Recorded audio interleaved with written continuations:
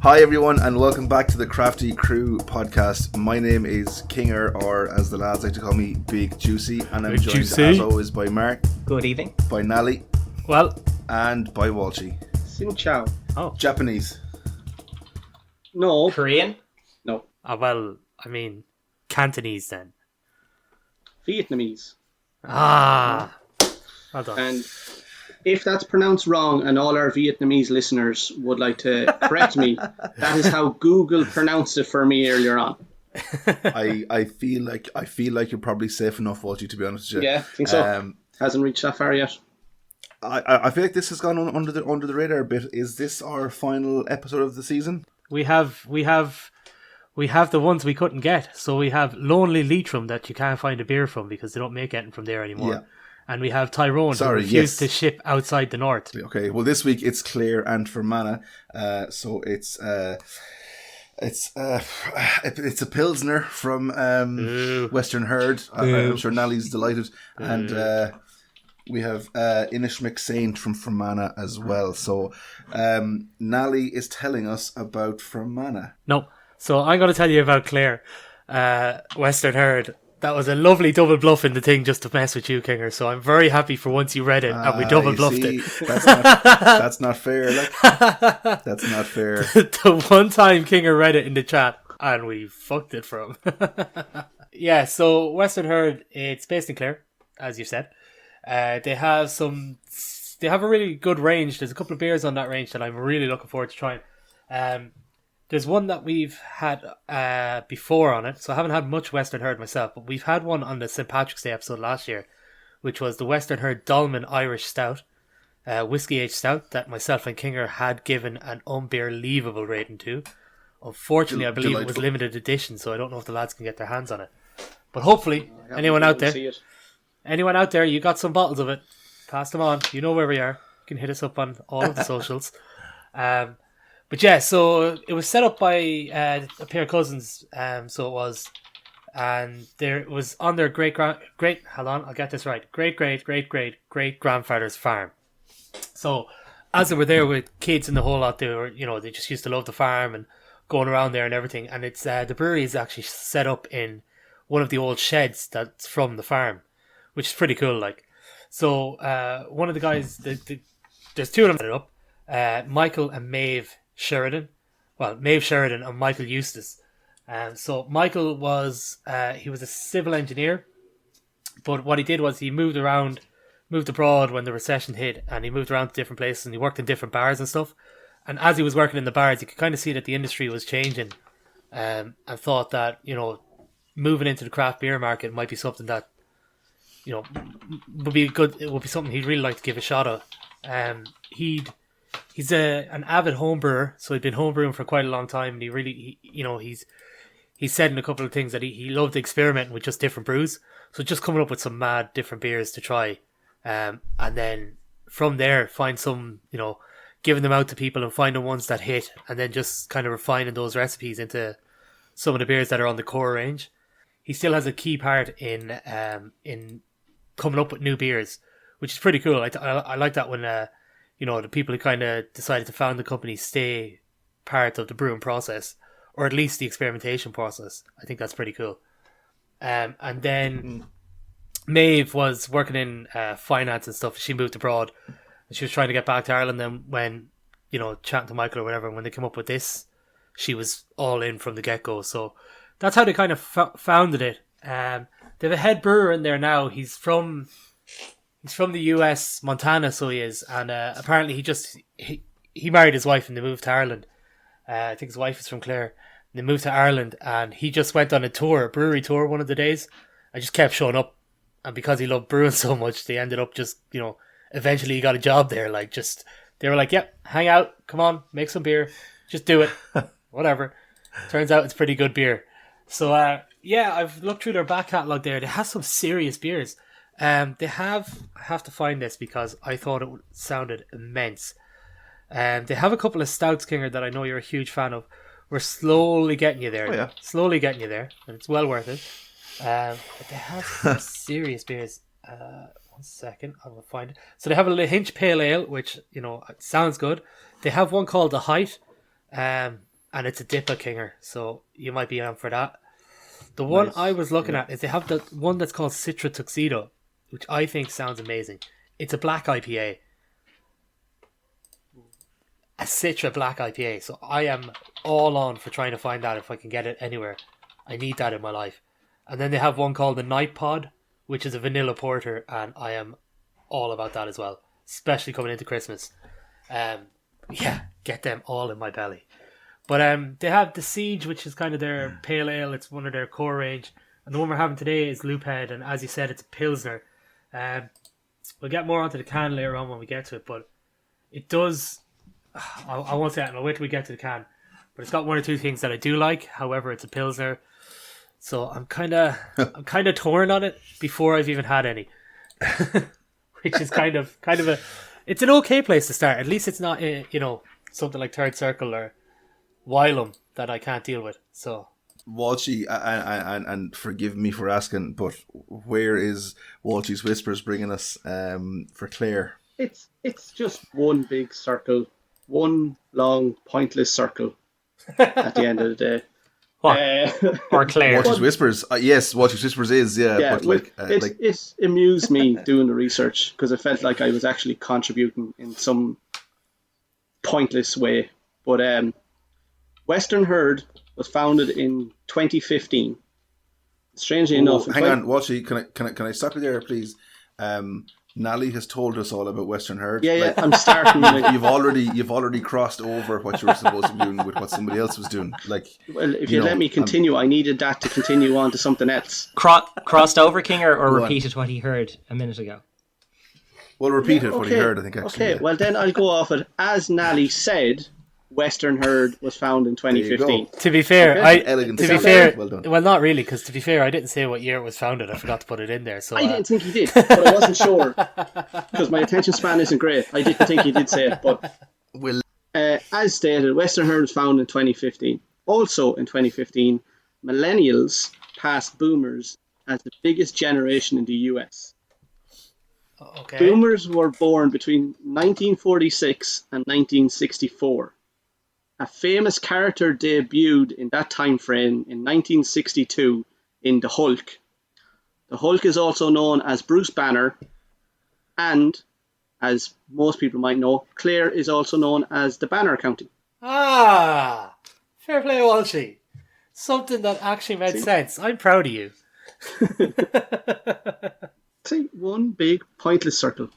Okay, Mark, that leaves you to tell us about Inish Mac Saint and Fermanagh. Yeah, I suppose it does. Fermanagh or whatever. Big shout out to one-time listener Keith, who is from Fermanagh, who helped us acquire these lovely beers today. He has no interest in this podcast, but he did us a solid by getting us the beers for it. So give him his respect when it's due. So Inish Mac Saint set up in Fermanagh in 2009. So it's named after an island on Lough Erne, where it's beside. So Inish Mac Saint is the island, which I guess kind of means the island of the saint because it was the home of a monastery by Saint Ninig, or Ninig. I'm not sure how you say the name, but apparently he was one of the 12 apostles of Ireland, and he was a famous saint in the 500s BC, or sorry AD. The name actually means the island of the sorrel plain, and sorrel is like a type of herb related to rhubarb. So it's it's used in Vietnamese cuisine actually a lot, but it's like a spicy kind of grass. They have the one we're trying today is the Cure Amber IPA. They pretty much have a beer in almost every style at this stage. Some of them are just like, an IPA or a brown ale, and then others they've given names to, like the Cure, or like their Foundered, which I think is a Belgian Vit style. So they're kind of a little bit inconsistent with that. I've never had one. I'm really looking forward to. I have to say they have a beautiful, beautifully designed website where when you go onto it, the banner header is a video where they talk about their main ingredient in their beer, which is lovely Fermanagh rain. And they describe the Fermanagh rain for about 60 seconds of this 90-second video. It's describing Fermanagh rain. Where then they just go, we added some hops, barley, bit of this and that, and it turned into beer! and they like start getting very excited. And a lot of their taglines is like hops, barley, yeast, but mainly fine Fermanagh rain. So they're a real proponent of rain. And they even say in it, the two things Fermanagh is famous for is its ancient monasteries and rain. So yeah, they seem like good crack lads, you know. It seemed like you'd want to go for a pint with the lads who made that video. So they are also, interestingly enough, a farmhouse brewery, which is cool. So both of our breweries today are farmhouse breweries. And for their special batches, they will use local hops and herbs grown. They use the freshest ingredients, of course, for all of their main beers, but it's not local, or not necessarily local. But for their special batches, so their limited editions, it definitely is. So yeah, it's really interesting. An unusual thing for this podcast in that it's a craft beer in a bottle. So that'll be interesting too. Yeah, but looking forward to this. And I can't wait to hear what Walshy has to say about the good people of Fermanagh. Fermanagh is known as the Éirinn County. Éirinn is another name for a sea eagle. Famous eagles is the NFL team, the Philadelphia Eagles. Shout out to Dooge. Shout out to Doogie. Eagles fly. Jesus Christ. Founded in 1933. I'm sorry, lads, for doing that. Woo! Go Birds! It's all I could do. Go Birds! Right. The Eagles were founded in 1933. In 1933, Michael Caine was born, known for Alfred in The Dark Knight. The Dark Knight is Batman, as we all know. Batman has a famous sidekick called Robin. As we know, a robin is a bird, and so is a sea eagle. And a sea eagle, another name for a sea eagle, is an ern, and Fermanagh is known as the Éirinn County. I'm less impressed with that one. Yeah, it's still better. It's still better than some of the others, though. That is far better than loud. Exactly, it's because people are I loud. got back.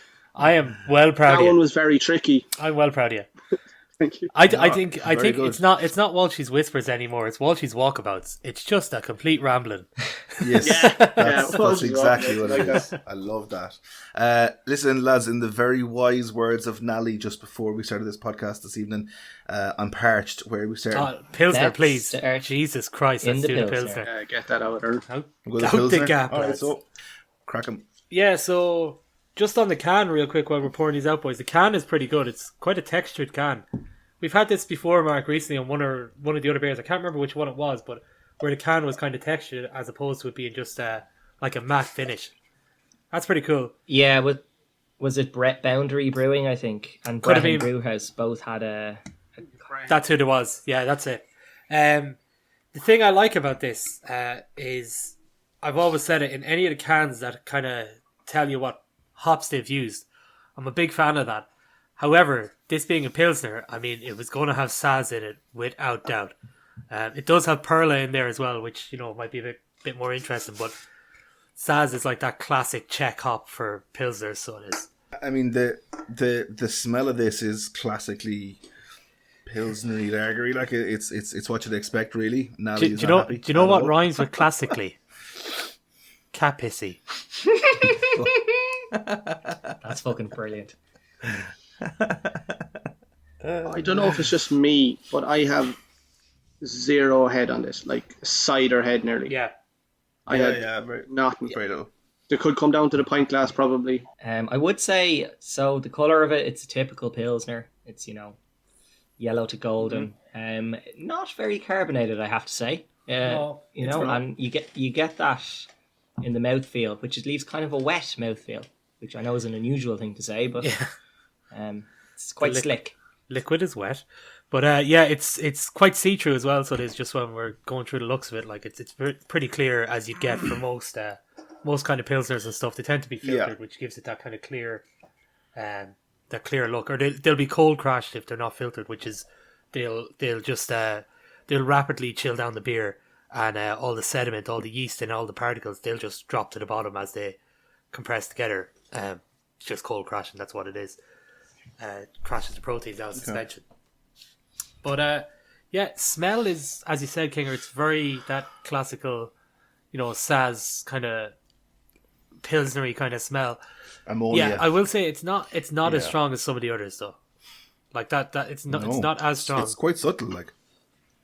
I was going to say, in comparison to some other pilsners we've had before, it's nowhere near as strong smelling, I don't think. Yeah. Again, you nearly get a bit of a fruity smell. I don't know if I go that far. Something that doesn't. Well, I don't know. You wouldn't. Yeah, but like there's definitely there's an aroma in there that I wouldn't liken exactly to a lager or a pilsner. You know what I mean? Yeah. I'm getting a little bit of a metallic aftertaste to this. Yeah. Is anyone else getting that? A little bit. I find that a lot with a lot of kind of pilsner style or lager style beers. Like even mainstream ones, like if I had a Heineken on a night out or something, you'd kind of know that kind of metallic-y type of taste. Not a huge fan of that. Between cat piss and metal, like, I mean, it's a bit of an off-putting thing. But this one kind of turns into rust then, doesn't it? Yeah. But this one, the metallic taste isn't as bad as some of those other lagers that we've had. And that kind of feline urine aroma is not as strong as some of the other ones. Dare I say, this might not be horrendous. That's pretty high praise at the minute for a pilsner. It started off for me being quite refreshing, like the first couple of sips, and maybe it was the initial carbonation, which was minimal anyway. But like, it's already starting to turn a bit more into the typical kind of slightly unpleasant pilsner taste. Yeah, man. As you said before we drank this, you had some thirst on you, so you could have drank 2 or 3 mouthfuls of anything, and it would have tasted great. I'd say. Yeah. No, it's true. And now you've your body's like, I've got my fix. Yeah, I can relax now. Yeah, 100%, Mark. I think that could be the case. And it's one of the key reasons that the Crafty Crew always are strong proponents of finish the beer the whole way. And that's why we always judge it at the end and not at the start. So, yeah, 100%. Quality control, bitch. That's how we do. Quality control. Is anyone... I'm kind of getting into it a bit now and having a few of them. And like Kinger was saying before the podcast, I was parched. So anything at all would have been good to start with. But as you get into it a bit more, is it... Maybe it's just me, but like dish soapy kind of flavour? Or is that just me? Yeah, I'm getting something like that. And it's quite heavy for a lager. Now, it's not heavy in general. But for a lager, I think, what is it, 4.5% maybe? Yeah, 4.5. So that's kind of a little bit higher than your normal American light lager style. And I know it's a pilsner, so it's not that. But Don't have... I still kind of think of Rockshore, Heineken, Budweiser, Carlsberg when I think of lager, pilsner or not, you know. And this is it feels a bit like dense or something. Yeah. I think, and some people might find this sacrilegious, but I think if that had just a little shot of 7-Up on top of it, it might be a bit more enjoyable. Yeah, definitely. Like take a drink that isn't shandy nice and add a nice drink to it, and it becomes less bad. I mean, like not I'm saying, like controversial. make a shandy. No. Some people might not like the idea of it. But that's... that is controversial. Can we talk about that for a minute, please? Let's focus That's on that. essentially- Who doesn't like 7-Up? But that's essentially the Corona model, like we said before. It was like, this beer is kind of shite, but go get some lime. Go get some lime from somewhere that was not touched by us and put that in there, and then you'll be all right. Yeah. I mean, you could also say if you took a glass of this, put it to one side, and get a glass of something else, it would make it nicer as well. You don't like Guinness. You don't like 7-Up. Next, you're going to tell us you don't like fucking Tato. Hold on, I never said I didn't like Guinness. I didn't mind Guinness at all. Just the hype behind it, I'm not on board with. Lads, there's something distinctly unpleasant about this, and I can't find it. I don't know what it is. Have you ever owned a cat, Kinger? I'd like to take a sip and everything. I have. It's not that though. Why is it?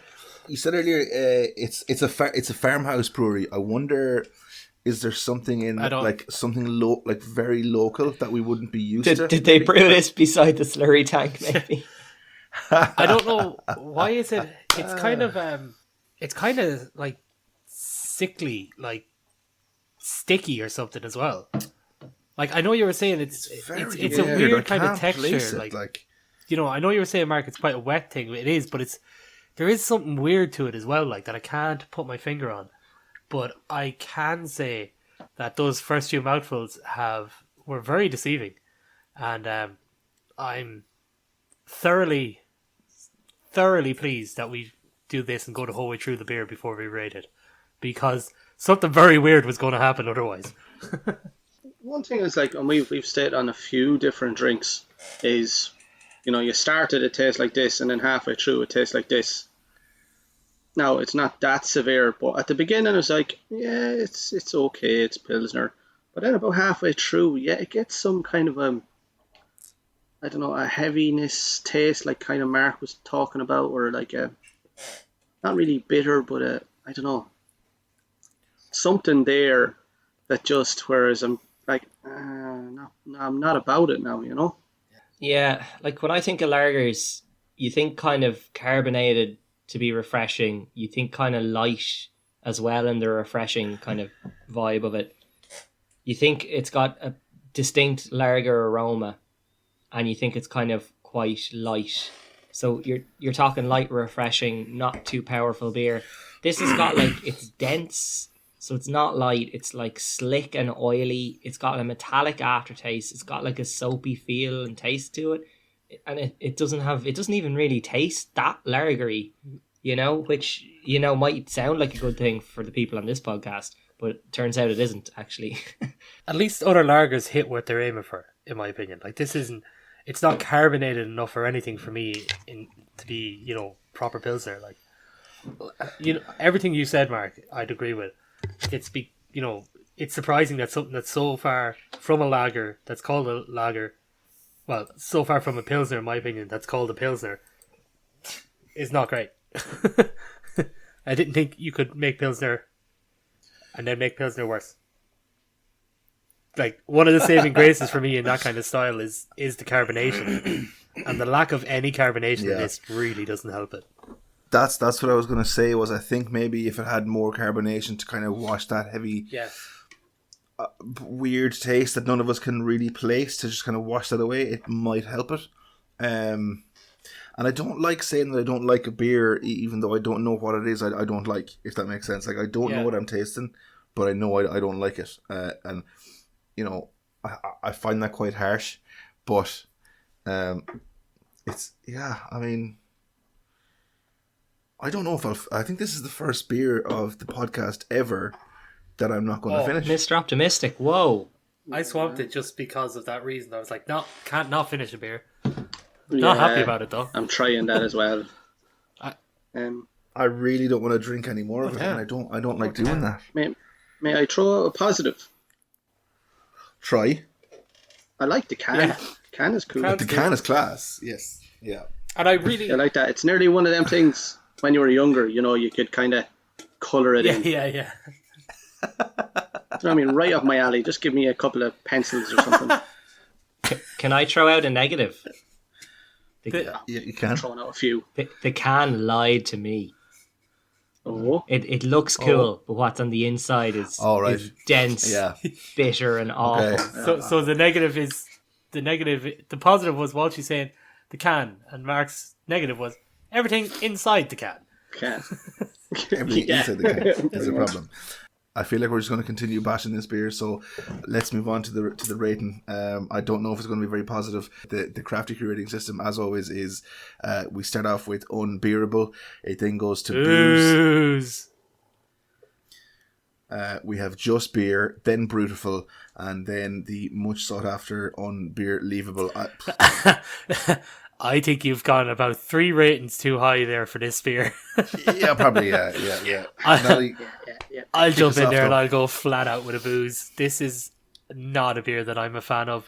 It's overly slick. That kind of oily texture, nearly, Mark, that you were on about, that's not a big thing for me. The lack of carbonation in a Pilsner, which, you know, to me, everyone knows, like, I'm not a huge fan of Pilsners. Fair enough. But the one thing that you can say about them is they tend to be quite carbonated, which, you know, can lead them to being pretty refreshing. Flavour might be shy, but they're still pretty refreshing. This wasn't. That kind of like dish soapy metallic taste that I was getting off it, not for me. It's 100% a booze. And I'm really, really disappointed, to be honest, because the stout that we had, Kinger, was unbelievable. It was amazing. So, like, the standard. Western Herd, I'm going to give them the benefit of the doubt. For me personally, I'm giving them the benefit of the doubt, and I am going to stick with trying some of their other beers, and 100% give them a go. And I think everyone should give them a go. However, maybe not the Loop Head, in my opinion. Yeah, booze. I don't really want to talk about it.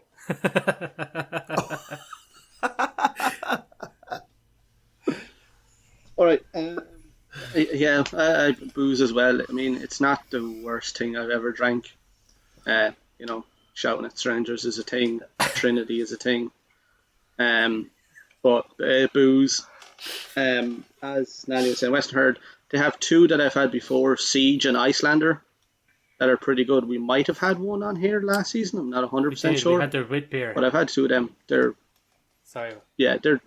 nice. They're nice, and the boys ranted about the Dolman, which unfortunately I haven't been able to come across. Maybe they do another one leading up to this Christmas, and we can get one. Yeah. Let's hope. But this is not good. So, booze. I think you're all wrong. I think this is unbearable. It just has no redeeming qualities that I can even try and find. The can is probably the most positive thing about it, and that's not even that. I'd give up alcohol before having that again. Walshy, Craigie's Rosé Cider had alcohol. Remember? Yeah, exactly. Yeah. I know, and look, and you know me, Mr. Optimistic, and I hate to kind of, bash any brewery's good work, but yeah, when I don't even know what the taste is that I don't like, and it's so full of it, it's very hard. I'm going to say it's unbearable, and I'm not going to finish that. It's bad. It's very bad. In fact, it doesn't even deserve a Clare accent. Oh, he's trying to wiggle his way out of it. Luckily, though, there's an amber ale following closely behind it, which is becoming one of my favourite styles very, very quickly. Bash out your Clare accent there, and let's get on to this amber goodness. What does a Clare accent even sound like? They're not quite Limerick, but they're more like Cork, but then you kind of go up a little bit because they're north. Yeah. And they're in Clare, around Ennis, where you do your driving test because it's like the highest pass rate in the country. And then you go to UCC in college because you won't go to UL because it scares you because the Limerick people are too intimidating. I can't better that. I can't top that. Mark, will you just say that Western Herd have gotten a boost in the Craft Podcast? Loop Head showed up. Yeah, sure, Kinger. I'll do my best for you. I think Loop Head here have done they have done it's a terrible job from Western Herd and Loop Head. It's got a boost from the Crosby Crew podcast. And that this is the most shameful day for Clare since Davy Fitzgerald left Wexford. Off to the Wexicans. Let's continue on and let's hopefully get a bit more positive on the podcast this week. Come on, Fermanagh. Can we open them? I know you haven't achieved much. But you can achieve a lot now. What an apt name for a beer too. The Cure after that. God, I hope so.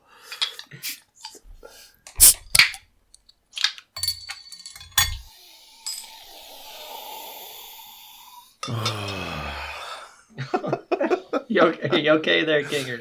That's better. That is better. Yeah. Oh, this is what's happened here? Yeah. Very interesting. So, lads. So I suppose let's just start this off with the obvious. So this is an amber IPA. That's very not amber to me. That's a very, very light amber IPA.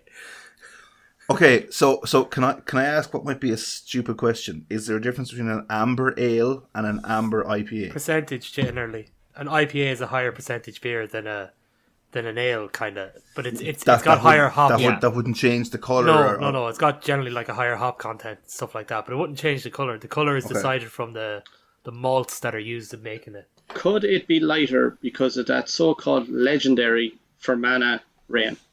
I think if you pour most of what's at the bottom of the bottle in, it does darken a bit. It just goes cloudy though. It's not even changing it to darker colour. It's just changing it to cloudy from clear. Because I thought the same thing as you, Kinger. I just poured, mine and Mark's are like the same colour, and it's just cloudy from the dregs at the bottom. Like, So we'll just swing this back around to be a bit more descriptive for our listeners. So normally with an amber ale, we're expecting kind of somewhere nearer to a red ale, but not as extreme. And this is very golden, and the cloudiness lends it to kind of a typical, let's say, New England IPA look to it. Yeah. It does also retain quite a decent head, I will say. Yeah. So that kind of leans into the kind of New England style as well. Like if you were to look at this, you would probably, besides say a New England IPA, you would probably think it is. yeah, 100%. Yeah. However, it's got quite an acidic smell to it, doesn't it? Slightly smoky, nearly. It does, yeah. Nearly. Like a slightly smoky smell with it as well. It's almost got like a sour smell, like a very light one. Yeah. I was going to say that it's quite a vinegary smell. Yeah, It's that that's the kind of acidity. Harshness. Yeah. It's quite cloudy as well. Like it's very cloudy. Like you were saying earlier. Maybe Fermanagh full of. It is very much like a New Maybe England. Fermanagh's full of acid rain. Dirty water. That's it. Oh. Just acid rain, boys. So it is quite carbonated, as evidenced by the way it's holding the head. But also, it's got a sharp bite to it on the mouthfeel. So it's quite dry, and that acidity of the smell just follow through with a bit of bite there. You guys getting that? Yeah. Yeah, definitely getting that sharpness on Yeah, it. there's Something there as well that I can't put my finger on though. There's nearly an astringency to the finish on it. Like, it's very sharp. So it is. Hold on for 1 second there, Nally, just before you can continue. What was that word? That was an awful big word. Play the room here. Like, what are you doing here? I thought it was a There's good like word. about 42 letters in that word. Give or It's a take. good word. But what the hell is it? Let's just dumb it down for the audience, say, Yeah, for Obviously, the others. I know what it means, but just in case the rest of the lads don't. That's you with your doctorate who knows what it means. Astringency, Walshy. It's kind of like like an acidity, a sharpness to it. You didn't need to explain it to me. I knew No, that. I was saying it just for the worried about listeners. Juicy and Mark. Yeah. Sorry, big that's Juicy. fair. I just wanted to clarify that for Just you. so we're all on the same page. Yeah. That's fine. I'm glad I learned something today. But Yeah, Walshy will throw you under any bus to save himself. yeah, it is quite carbonated though, which kind of helps it a bit. Maybe Kinger, it is somewhat of that sourness as well. Like not full on, but a little bit. Yeah, it's more like if there was an arrow on the scale, it would still be very near the bottom, but it's just pointing in that direction. Yeah. I know? think so. Yeah. I feel like as we go on with this beer, it's probably going to suffer a little bit for not staying totally true to style. As I drink through it, the sharpness doesn't really dissipate, but maybe it's that you get used to it a little bit and you can kind of taste past that initial hit. It's got kind of a lemony twang to it. Like the acidity to me has like this lemony. I'm trying to compare it, like like a lemon drizzle cake. When you eat lemon drizzle cake and the crust of it is just like kind of lemon curd or whatever, and it's that super lemony sharpness. That's the kind of vibe I'm getting off of it here. It is quite sharp, like that lemony kind of flavour. I get you. Like, yeah, it's the texture isn't dishwasher, so it's not dish soapy, but like that, that really sharp lemon, like lemon fairy liquid, that kind of smell that you get from it. Like if you've ever opened a bottle and kind of sprayed it a bit, you get that smell into your mouth and you're like, ugh, no thanks. It's a bit strange though. It's not what I'm expecting from an amber IPA. Definitely not what I'm expecting. I'm expecting something a bit, a bit more towards, like you were saying, Mark, for colour. Even flavour wise, I'm expecting something a bit more towards the red ales spectrum. This is more like, it's saying it's an amber IPA, but this is kind of leaning more towards almost like a Citra type of beer. That kind of sweetness and that kind of citrus fruit kind of flavour, as opposed to the darker amber ales. Yeah, one of the things I like about ambers, and this is just personal taste, so obviously, not everyone feels this way, but they've got this caramelly sweetness and a very slight hint of roastedness, and overall they're quite a subtle style. You're not drinking an amber and getting sharp hits of this flavour or sharp hits of that flavour. You're getting, like, it's almost like lying in your duvet all cuddled up, and it's comforting and smooth, and it takes you on a nice, smooth, enjoyable drink. You know, they're a lovely kind of beer to have in front of a fire and just have a lovely cozy evening kind of thing. That's the vibe of them. The acidity and sharpness of this really contrasts the style and the expectations I had of it. And now, whether to decide that's a good thing or a bad thing is up to me, but it's very away from what you would expect normally with an amber.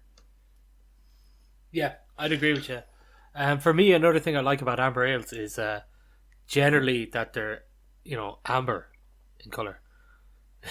I'm expecting to see that dark kind of beer flowing out, but this is really quite light, so it is, in comparison to what I was expecting. Yeah. But that subtlety and that kind of caramelly flavour, Mark, that you were talking about is something that I think is nearly characteristic of an amber ale. So for one to kind of have these sharp flavours after you've had some of it it's a bit strange. I wouldn't go as far to say that it's off-putting just yet, because I still have half a beer to drink, but it's definitely leaning towards that way. Unless this kind of flattens out and levels out soon, it might be leaning towards that kind of slightly off-putting because those flavours are there.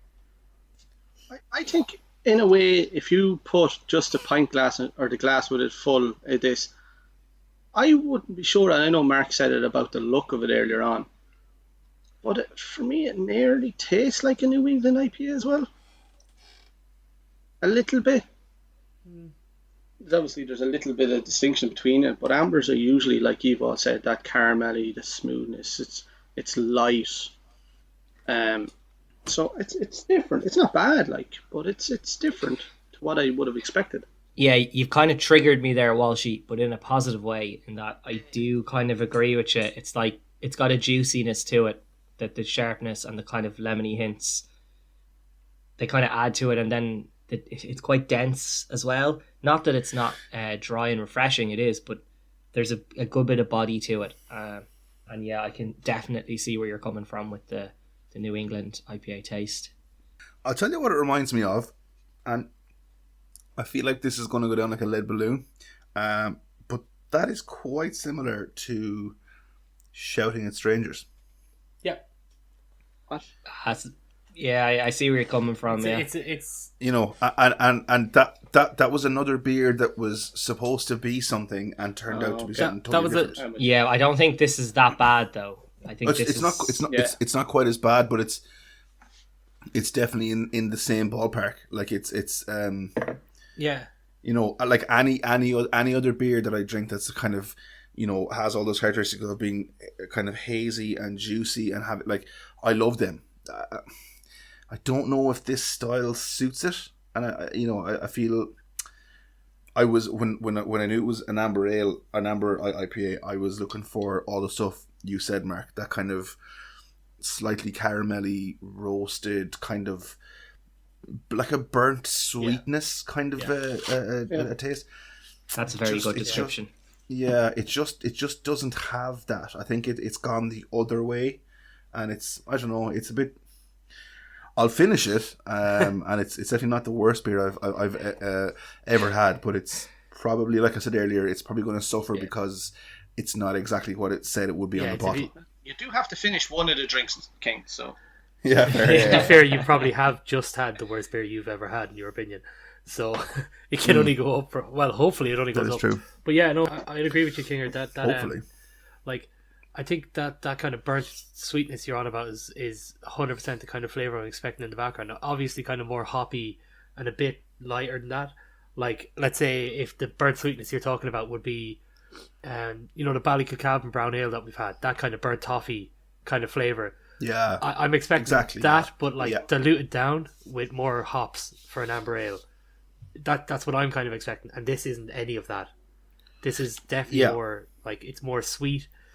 But it's more like it's kind of sour as well, though, which is something I'm really not expecting in an amber ale. Which I really feel like the sourness overpowers any sweetness at all. Like, I'm not getting any sweetness there at all, which I find is I agree. quite disappointing.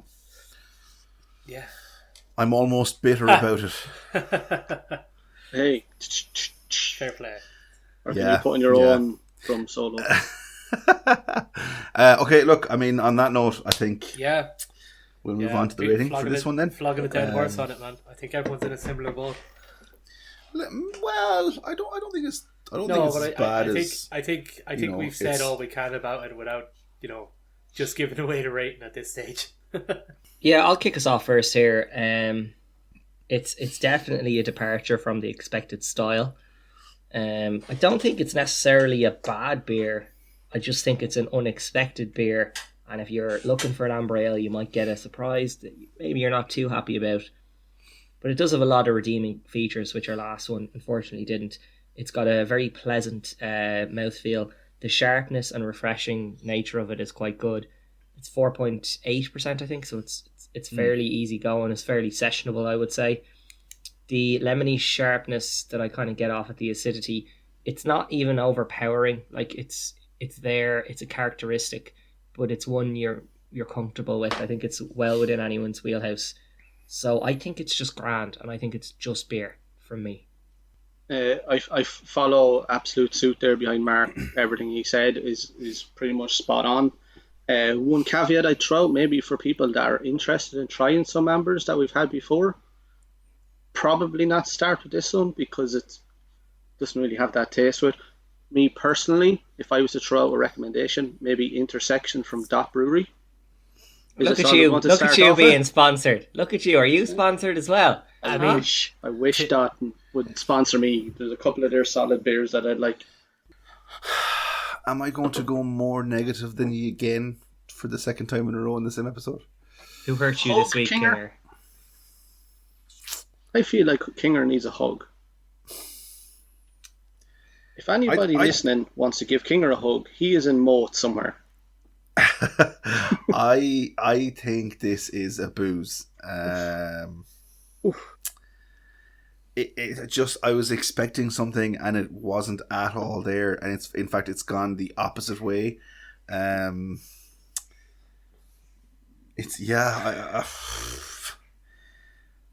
don't know. I'm just gonna say it's a booze. Like, I have no other explanation. That's it. It's a fair argument as well. Saying one thing, not doing it. It in most cases will drop points for a lot of people. Yeah, so I suppose that leaves me, Kinger. I'm inclined to kind of agree with you that bit more. I'd say it's booze. It's right on the edge between a booze and a just beer.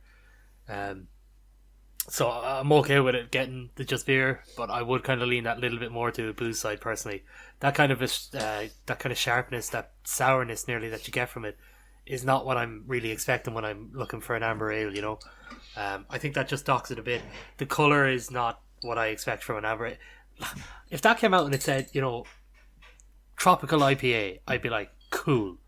It's that kind of colour, it's that kind of sour. Yeah. I'd be like, exactly what I'm looking for. But if you put amber IPA on the bottle and you're classing it as that style, if I pick up that bottle, I want to get something that's like a amber that I know, something that I'm more expecting. You know what I mean?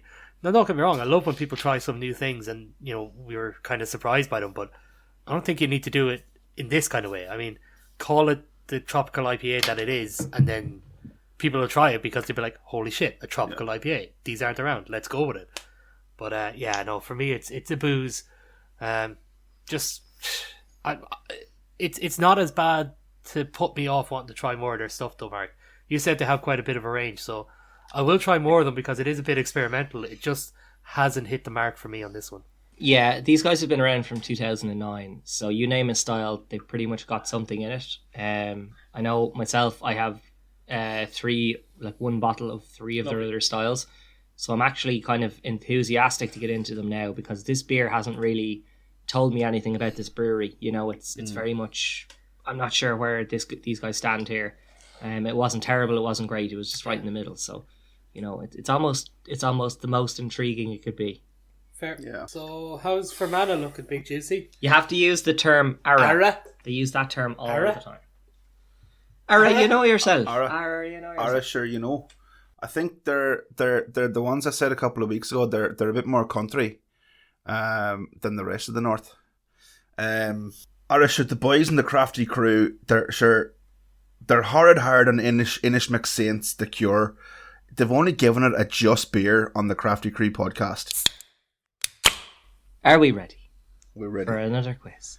Okay, so as both of our breweries tonight are farmhouse breweries, shout out to farmhouse breweries. I know the style is kind of bogarted everywhere apart from northern France, the Netherlands, and Estonia, Lithuania, and Latvia, including these breweries, which I have no qualms about saying now that their beers have turned out to be not great. You bogarts. This is a farm-based quiz, okay? So you're all going to get 3 questions. The 3 questions... apologies. You're all going to get 2 questions each. Each question is an either-or question, and then there's a tiebreaker at the end, which, obviously will decide everything, because it wouldn't be a question mark quiz if every question was made irrelevant by the final question. I love it. Okay, so how do you guys want to go first? Do you want to do this alphabetically, or do you want to do this by age, amount of tattoos, length of hair, length of beard, expensiveness of earphones, biggest window I can see in my screen? Go with most hair goes first. Okay, most hair goes first. Hey, that's bullshit. No, it's okay. I've seen Kinger's chest, so no, King, you go first. He's big juicy. He's also big hairy. Beard, so be the fairs. I'm bald, man. That's not cool. Yeah, but you're a very. No, Kinger tried to. It suits you to go last, Walshy. Okay, so here's how I'm going to do it. Kinger tried to manipulate the game to his whims, so he has to go first. Walshy moaned like a little bitch about it, so he has to go second. So Nally gets to go third. Okay, you're gonna see pretty quickly how complicated these questions are, Kinger. Okay. Okay. So really, I want you to really pay attention. You ready? Question 1 for Kinger. I'm ready. Which is heavier, the average goat or the average sheep? Oh. I need an answer. I'm going to rush you. I need an answer. I'm going to rush everybody. Come on. The average sheep. Yeah, that's correct. Between 45 and 100 kilos for the average sheep. That's 1 point. It's all that wool. Yeah. All that wool. We're all getting individual questions. Yeah, Walshy. Okay, shit. Which is faster? Which has a faster or a higher top speed? A cow or a household cat? I'm going to rush you. I'm going to rush you for an answer. Here. Cow. A cow has the top speed of 40 kilometers an hour. A cat, 48 kilometers an hour. Jesus. No, so yeah, a household cat can outrun a cow. I felt like it was a bit of a trick question there. Yeah, but they have to take about 20 steps for one cow step. Maybe that's where I was going. Okay, Nally, are you ready? Which of these is more expensive? 20 rubber ducks on Amazon or one real duck on Dundee.ie? 20 rubber ducks. That is correct. One real duck can be bought for about €10. Okay, 20 rubber ducks, £14, excluding shipping. Yeah, to be fair, it was talking about a live duck. Can it be a live duck? Well, that was what one of the choices were. That's what he's saying, a live duck. That's what I said. A real duck means it's alive. A real duck isn't a real dead duck. Well, I mean, it could have been dead. No, it's not duck breast. Ready for it to be cooked. What? Nobody thought that. I did, obviously. I'm sorry, I'm still just dealing with it. Oh, motherfucker. Okay. On average, which of these animals is taller? A cow or a horse? A horse. Yeah, that's correct. By an inch. It's not as much as you think it is. It's not as much as you think. I got every two tough inch questions. matters. I thought it was the other way around, to be honest, in my head, because I was like, there's a hell of Shetlands out there that would probably bring the average down compared to cows.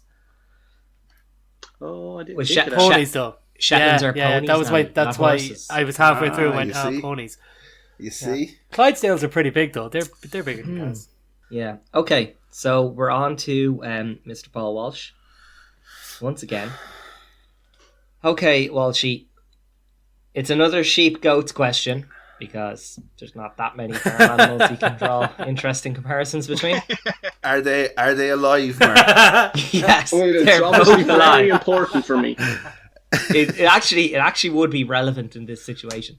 In this situation, if both animals were alive, okay, because we need to state that with Walshy involved. If you had a goat and a sheep, which one's tail would point up? I'm going to have to push you, Walshy. Yeah. That's correct. That is correct. Little sheep get their tails docked. They fall off. And if they're dead, the tail automatically goes down. Yeah, exactly. That's why we had to say it was alive. Yeah, It was understandable. all That you dead shoot that animals, in. the tail would fall down.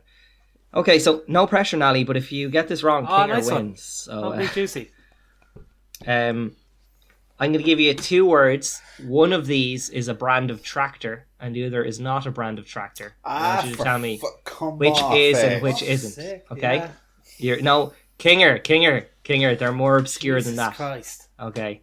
Yeah, Give me some credit. Okay. So you ready for the 2 words, yeah? Not really. Okay. Here we go. Which of these is not a brand of tractor? Class or best? Class is not a tractor. Unfortunately, class is a tractor. Ah, okay. CLAAS. I was thinking the same as yourself, Nelly. But then I wouldn't you have a and clue Nelly are what tractors. townies. Jesus, lads, you know you were all townies, like. Well, Kinger, Oh, yeah, just because you were Harley from the stands out. Sticks, just because you were from the Sticks, and Mark tailored the quiz because he's also from the Sticks in Dublin. I could Your talent easily doesn't mean I could Mark, name pretty multiple close. types of tractors. I can Multiple name types of tractors. I can name 3. Massey Ferguson, John Deere, and Lamborghini because Clarkson had one on his Clarkson's farm thing. Oh, I was gonna say Lamborghini had one. What? Yeah, I knew the other two. That's what I got. Sure, he wouldn't even mention a New Holland, Kinger. He wouldn't know what New he's Holland, I do know New Holland. or an old Fent. He wouldn't even mention old Fent either. Sure, look. No, at you're that. right. I Looking wouldn't. out, Fent. I wouldn't. You're right. Okay. Okay, boys. So congratulations to Kinger getting Come on, back in the Juicy. winning streak with his Fair quizzes. play. You rat. Can we have the tiebreaker question anyways, Mark? Just for shits Yeah, and go on. giggles? Yeah, we can do it if you want. So, Yeah, because I thought that makes every other question irrelevant. So let's do that one anyway. yeah, I mean, we can throw it all up for grabs if you want, like winner takes all. Let's have a vote. Who votes last? Winner of the last question wins. Yes. No. It's 2-1 Kinger. So unfortunately, actually, that's what's going to happen. That's fine. Like it'll be a hollow victory. I but am the same. I'll take my actual win and just. I don't I am win much. the I will second. take any kind of W I can get my hands on. Green Hills Farm. Okay. Oh, is- what's? Are we all given an answer to the question now? Yeah, you're all given an Okay. answer. It's a Okay. closest, you know. Oh yeah, okay. Green Hills Farm in Killay, County Cork, okay, has like 1,000 dairy cows and is operated by the Brown family. It is the biggest dairy farm in Ireland. How many acres is it? Yeah, okay. Walshy, give me your number and not your phone number. Does that say 48? Yeah. Okay, 48 acres in the largest dairy farm in Ireland. Okay, That's quite low. That's quite low. that's quite low. Okay, 400 for Kinger. Oh wow. Okay. 750 for me, Mark. Yeah, well done, Nally, because the answer is 1,200. It's 1,200 acres. Kinger No was way. exactly 1/3. So what we're saying, Fuck big. I was a little off. Yeah. That's Pretty good win. Yeah. Well done to Nally, winner Thanks. of our quiz this Nally, week. well Thanks. done. Well done, Nally. Congratulations. Congratulations. Cheers. Big round of applause for Stephen Nally. Cheers, boys. Oh, Appreciate all being cut. Kinger, we could share the we could share it this week, but as we know, if you tie, you really both lose. So I win, you lose.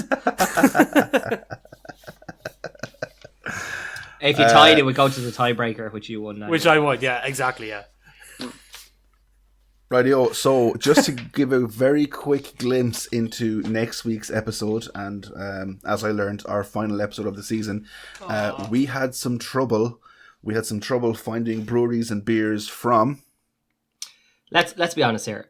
We had trouble is an understatement, okay? Yeah. So firstly, There were none. Yeah. Carrick Brewing in Leitrim, fantastic brewery. Big shout out to Carrick. Decided to merge with Brew Brewing in Meath and, move their headquarters to Meath. So you know what? There's nothing left in Leitrim now. There's literally nothing left in Leitrim worth anything. Now that Carrick Brewing is gone. So what we're going to do is we're going to do one of their Urban Jungle range, which would have been a Carrick Brewing beer before they left Leitrim. We're going to do Double Panda, the limited edition Imperial Tiramisu Stout that myself and Nally basically are we have very strong sexual feelings towards this beer. Paul Walsh doesn't know what's going on because of the way we talk about it. And Mr. King here is very, very scared because he doesn't like stouts and is a bit of a shitbird. I can't remember where my one is. I didn't drink it. Come out. I didn't drink it. It's here somewhere. I have very mixed feelings on this one because I love Panda Nero. Listen next week to find out about that. The second thing we have to call out is Tyrone, okay? Or Tyrone. Because what they have done is not ship beers to the Republic of Ireland in their big unionist fervour. Okay, I even ordered them from England and they wouldn't come because An Post won't deliver alcohol or liquids from England to Ireland. So we've literally tried everything. And so instead of Clear Sky Brewing, which is the one kind of active brewery in Tyrone, we are going to try... From Colorado, Left Hand Brewing. We've gone with their Gosa. And I think the Left Hand Brewing is a great idea because anyone who's seen their logo is essentially the Red Hand of Ulster, which is, the Tyrone flag. So close enough, and Crafty Crew have decided that fuck Tyrone, so we're going with Left Hand Brewing. We can actually get our hands on that. You see what I did there? We can get our hands on it. Exactly, and you know what? It's a bit of a novelty because it's a Wheels Goes Around is what it's called. Very clever name, but it's going to be the first Ghost I believe we've had on the podcast, which is interesting. Yeah, and probably. It ties in pretty well. And you know what? We've decided that Tyrone as a county doesn't exist anymore, and anything that Left Hand Brew represents that county. Before Kinger finishes up, I'd like to throw out something. And Mark tried to interrupt me earlier on when I was doing my, Walshy's walkabouts or whatever we like to call it, when I brought up the Philadelphia Eagles.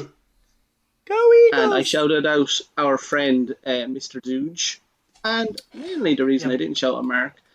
Why didn't you give me a shout? I'm an Eagles fan. I'm an Eagles fan. But Mark, long story short, you're a bollocks. To be fair, Walshy...